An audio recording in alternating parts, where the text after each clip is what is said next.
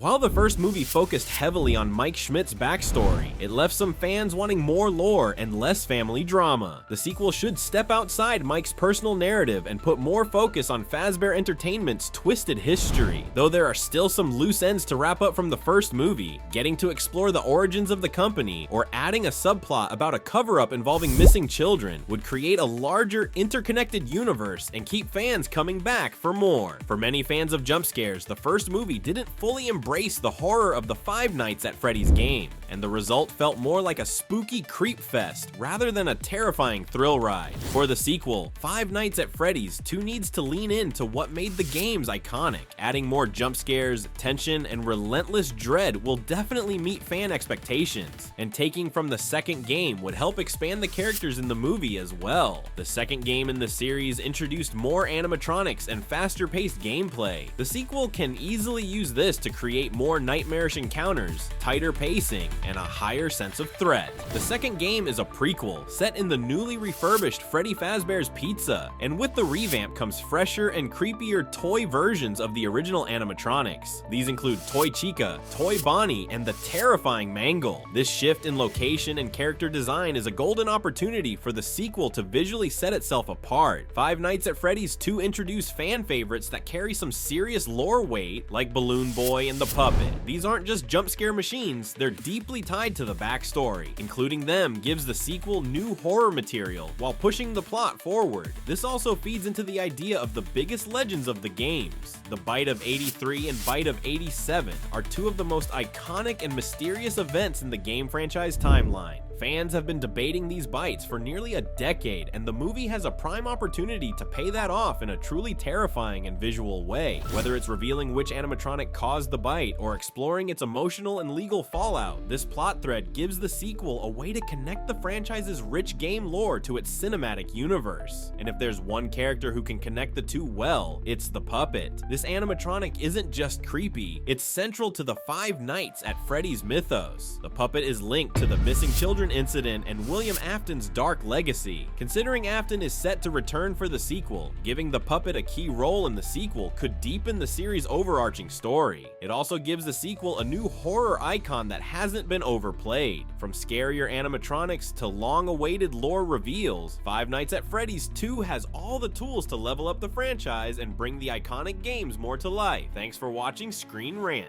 See you next time.